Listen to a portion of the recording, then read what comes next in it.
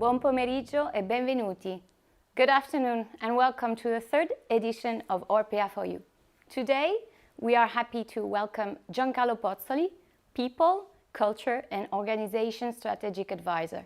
Today, he will enlighten us about the future-proof leadership model. I'll hand it over to Giancarlo.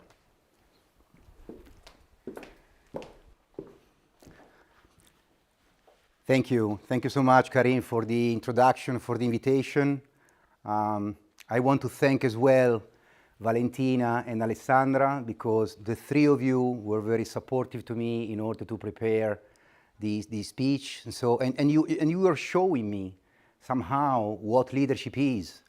Leadership is taking care of the others, is listening, it's giving feedback, it's supporting in order to help the people to give the best that they can. And so this is my intention today. I'll try to give my best as well about a topic that for me is extremely important. And it's leadership, okay? So sorry, It's leadership. I've been dealing with leadership many years in my professional experience, especially at a global level. I had the chance to work for 10 years over 25 countries, from China to Brazil, and a lot of in the middle.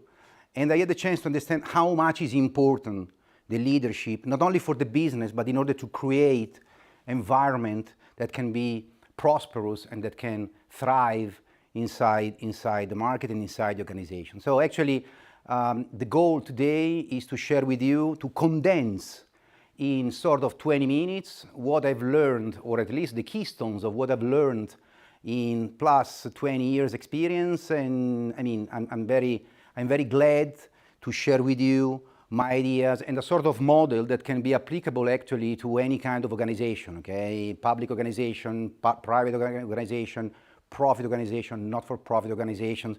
So actually it's, let me say, it's some ideas sustained by research and sustained by some practical cases. Okay, so let's start speaking about leadership, and I would start with a story, okay? So it's a story that speaks about a quite strange hero, a nuclear submarine, and the story speaks about the crew and the captain of this submarine. Let's give it an order.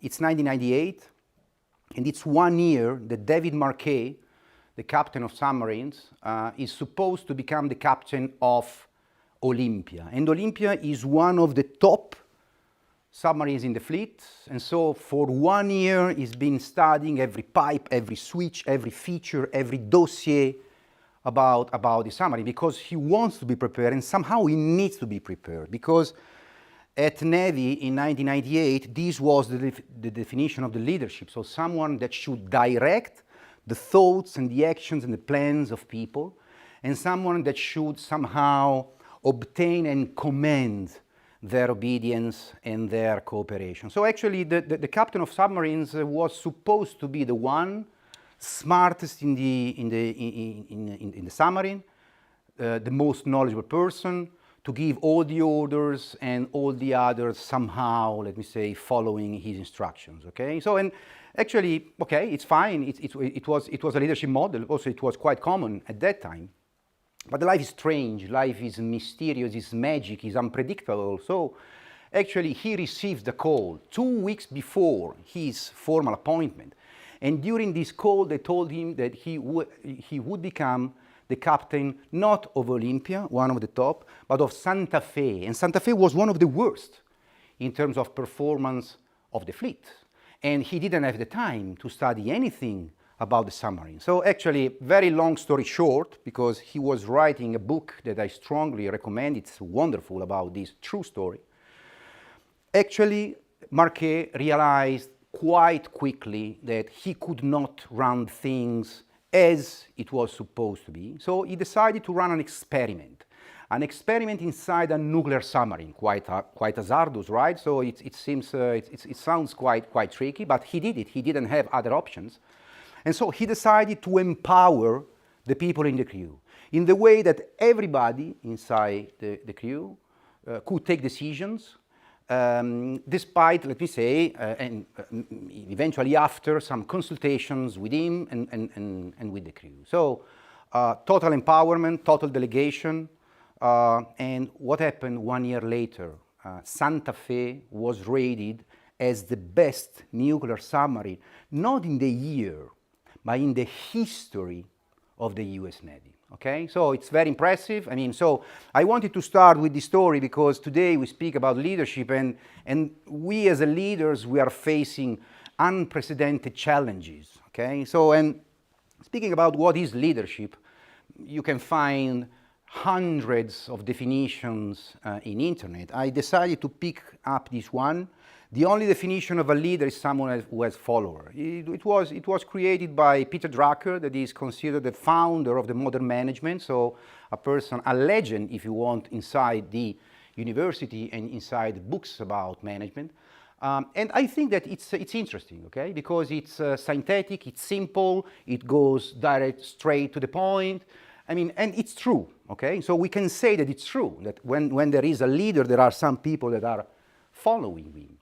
But the point is that enough for our knowledge era? So the question that I'm raising now, and then let's see at the end, I'll give it an answer about this. It's if really in the complex time that we are living, this is the definition of leadership that can somehow give us an indication about what a leader should do. And so, I mean, considering the complex challenges that we have, I decided to share with you quite synthetically what is my vision of the context that I see. Because actually in the past, the life of organizations was somehow easier, okay? So the goal of the organizations was to produce profit. This was certified by the shareholder supremacy that was stated by Milton Friedman and the Monetary School of Chicago.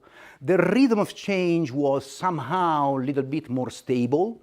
And so for this reason, let me say that the organizations were producing money, and some of them were producing fantastic money, okay? Now, the point is, this is not changed so much. I mean, of course, the profit is fundamental for the surviving of the organizations and for their thrive. But the point is that it's not enough. Or in my opinion, in my personal opinion, based on my experience, a profit should be a consequence of a model that is working.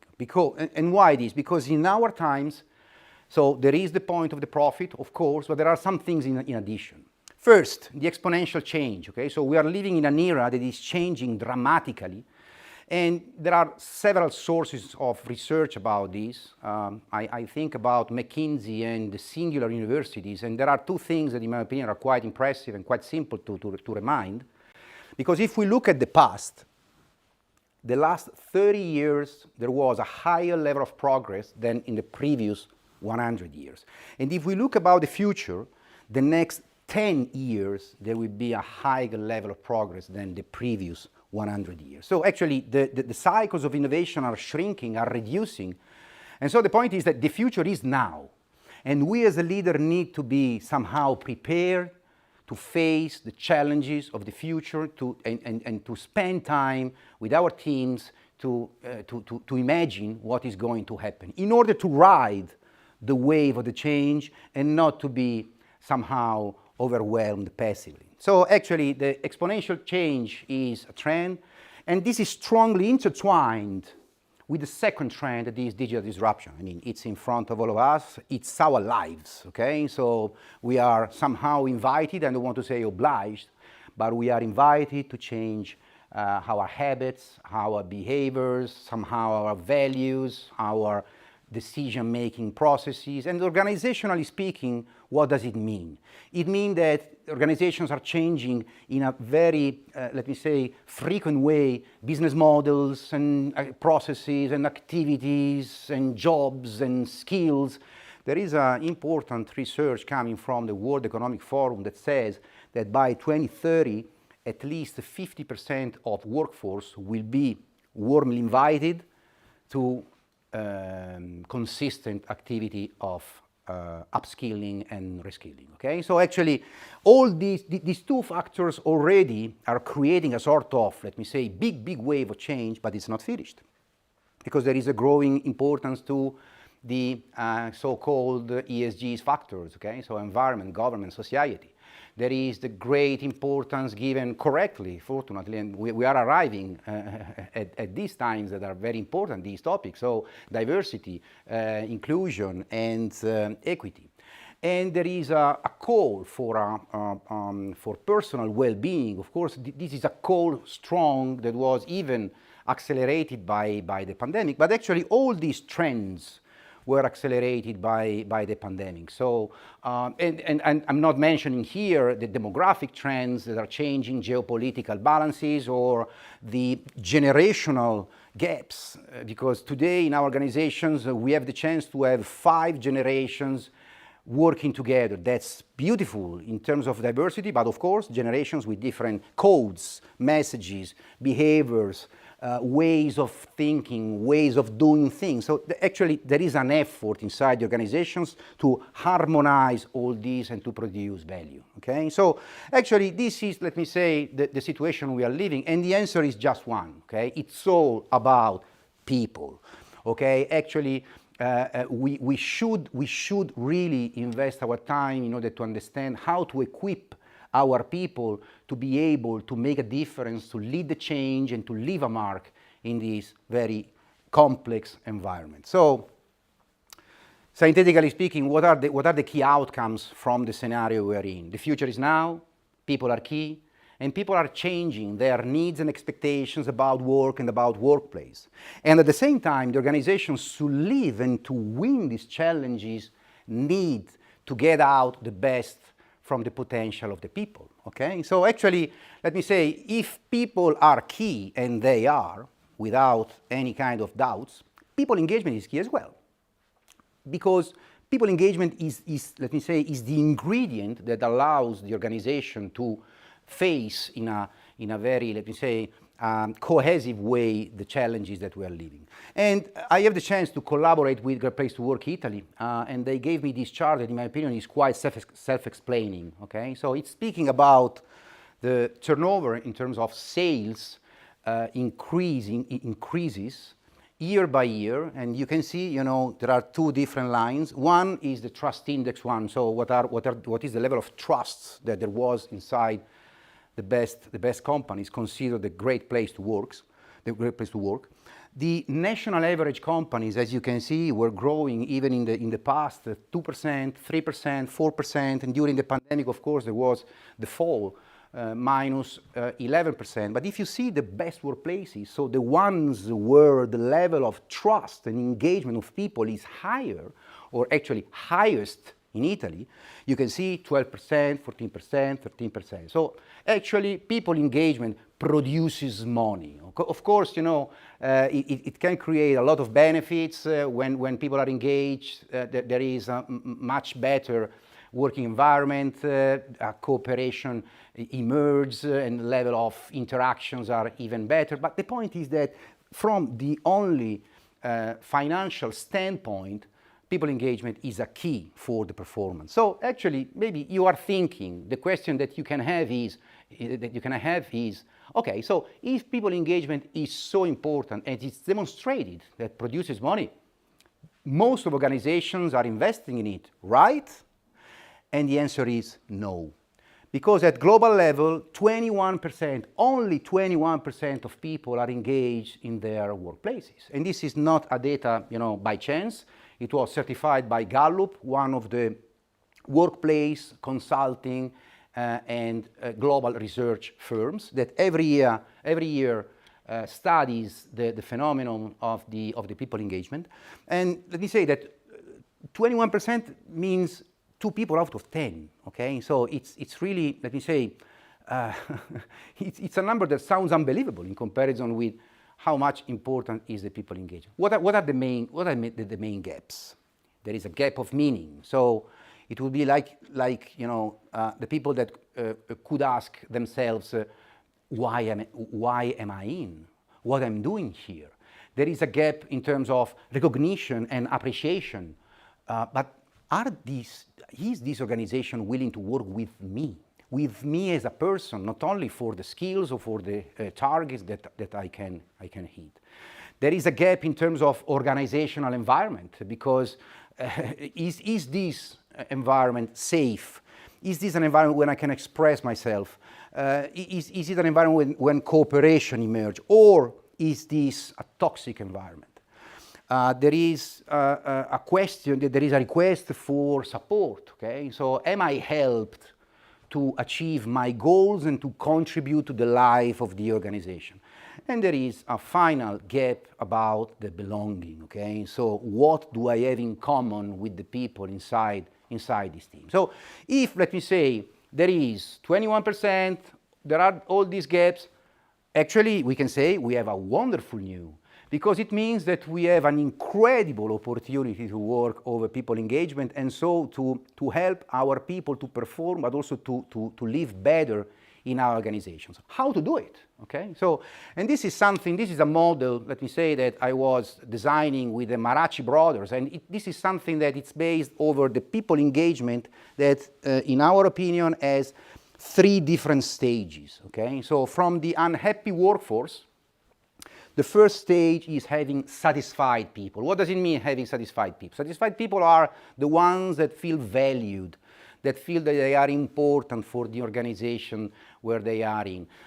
People that are living in an environment that is safe, that is trustworthy, and where cooperation emerges. So there is a sense of belonging to the team and to the collective.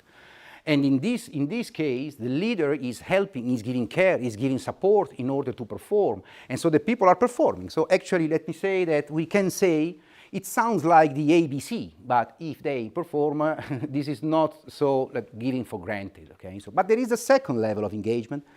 The second level is about involvement. And this is something that involves the emotional connection that the people can have towards the organization and towards the leader, towards the vision, if we want, of the company. So let me say that people are invited to contribute to the strategy of the organization. And this kind of shared identity and shared value, shared emotional connection with the organization produces something that is even more than cooperation. It's what in US called the cross-pollination. So every team member is a sort of multiplier of ideas, of productivities, of any kind of things that can create a common good inside the team. And the sense that this kind of teams or people have is even more than belonging to a team, is belonging to a community where they feel that they have a lot of similarities with the other team members. But this is not, let me say, the best level. The best level is having people inspired. People inspired are people that know that they are valued for the contribution in co-creating the future. So the organization and the leader are able to invite them in order to design possible scenarios, to give ideas for building the future. And so they have a sense of impact that is very, very strong. And they know that they are in a place where they can change the world for the better. So the meaning is the highest levels. And the sense of belonging here is a sense of belonging that goes over the team, goes over the community, because it's a matter of movement, okay? A movement that is improving the world. And I have a fantastic example about this if you want to look for.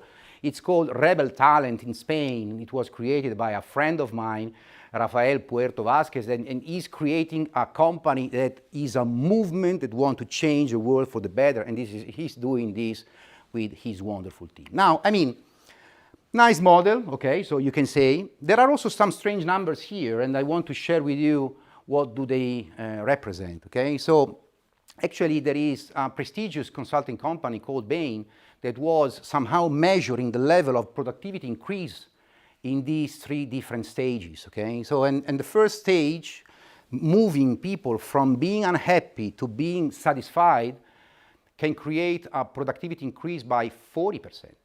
Absolutely not so bad.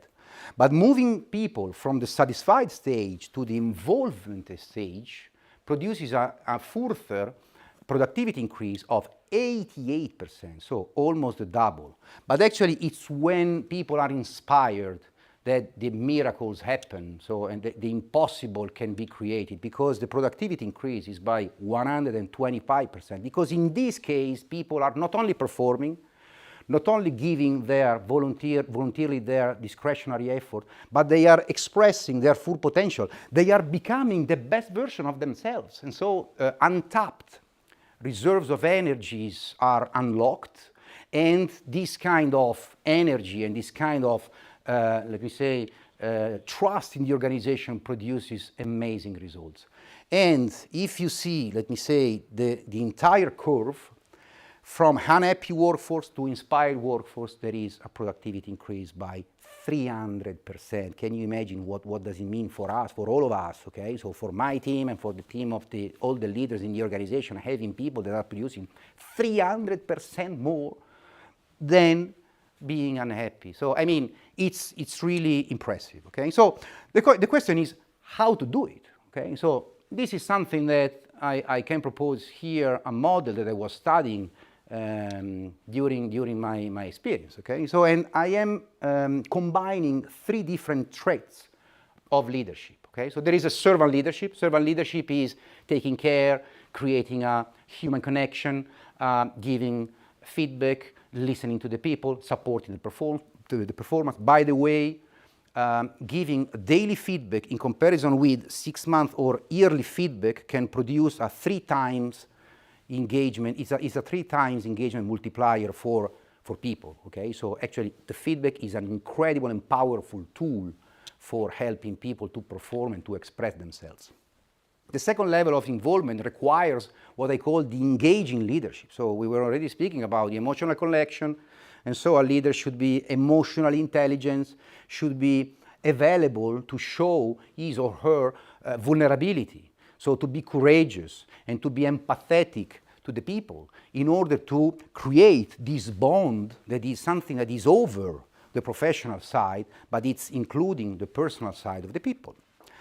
And in these cases, the engaging leadership always gives opportunities to people to grow not only at personal level, but also at professional level. And let me say that the best leaders are the ones that wish and want that their people can replace them, okay? So can take their place, and they will move into the organizations in other roles.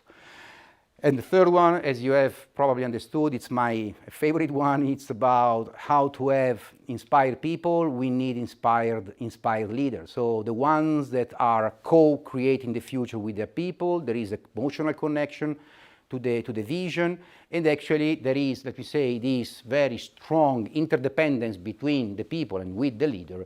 And actually all of them know that they are having a positive impact over the organization and over the planet for the purpose that the company is following. Okay, so it sounds wonderful maybe and theoretical, and it's, let me say, true because it's a model. But actually there are a lot of examples about how this kind of model can work in the practice. And I decided to speak about the Campbell Soup Company because the CEO, when the CEO Douglas Conant arrived to the Campbell, the situation was dramatic, business speaking, okay? So actually the company had lost 50% of its market value, and the rate of engagement was really low. You can imagine from a measurement that Gallup did, around 6,000 people out of 20,000 people wanted to actively leave and were actively dissatisfied with the organization. So there were a lot of, let me say, strategies that were under discussion, but the point is that the people engagement level was really low. So Douglas Conant led this company from 2001 to 2011, and over these 10 years, he was obsessed by this quote: "You cannot win in the marketplace if you don't win in the workplace." So actually he established, I mean, now I don't have time to share all the strategies that he was creating, but actually he was creating strategy for the future. He was creating strategy for achieving the results that could somehow survive, allow Campbell to survive, and he was investing a lot in people engagement. And at the end, let me say, when he left the organization was leading a growing trend that is still existing because the foundations of the company were much stronger. Now I'm going to finish my speech, so I'll keep up the pace. Well, if I am a future-proof leader, I need to do, at the end of the story, 3 things. Okay? So the first thing is co-designing the future with my people. So I need to be concentrated, of course, over my short-term results, but I need also to understand what is happening in the future. And there is not better way to understand it if not doing this with my team. Okay? So a constant eye to the future and a constant eye to the short-term result and situations. On the same time, I need to work with and for my people. And this means that in all the different processes of an employee experience, it's my responsibility to understand what I can do. How can I help the people? First, I should hire people for their attitude, for their values, for their shared identity, for their shared purpose with the organization. Okay? So there is Simon Sinek saying, hire for attitude and train for skills. I could not agree more. And the second is, once they come inside the organization, the leader should welcome them and igniting the sense of the purpose and the collaboration inside, let me say, a community, as we saw, or a movement where the team is in. On the third side, the performance should be not anymore individual performance on yearly basis, let me say, based on numbers or only, or at least, let me say, this should be somehow integrated with evaluations. You remember the daily feedback, how powerful can be. So about the evaluations about people, but also about their contribution, about their ideas, about their contribution to the strategy, about their behaviors, okay? So the performance management is very, very important, and the output of this should be to help people to grow, to help people to develop themselves, you know, as I was saying before.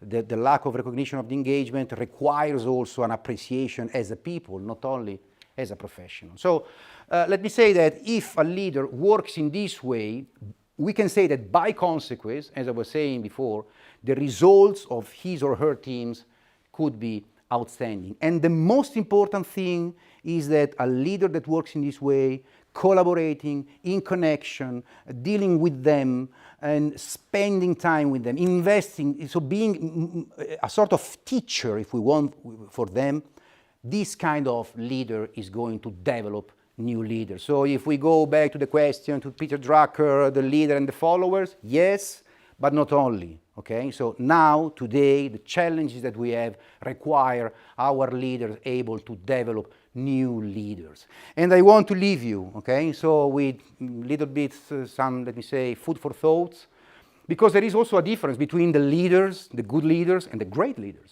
okay? So, and Mao Zedong was saying that when a great leader finishes his or work, his or her team will say, we have done it by ourselves, okay? So it's a matter of leadership. It's a matter of that during, let me say, working this way, the leader is developing people that are aware that they can make the difference. And the last one is, in my opinion, very, very meaningful, okay? So good leaders inspire people to have confidence in them, but great leaders inspire people to have confidence in themselves. So I'm finished. Thank you so much again to ORPEA for this opportunity. It was lovely to be here, and thank you so much.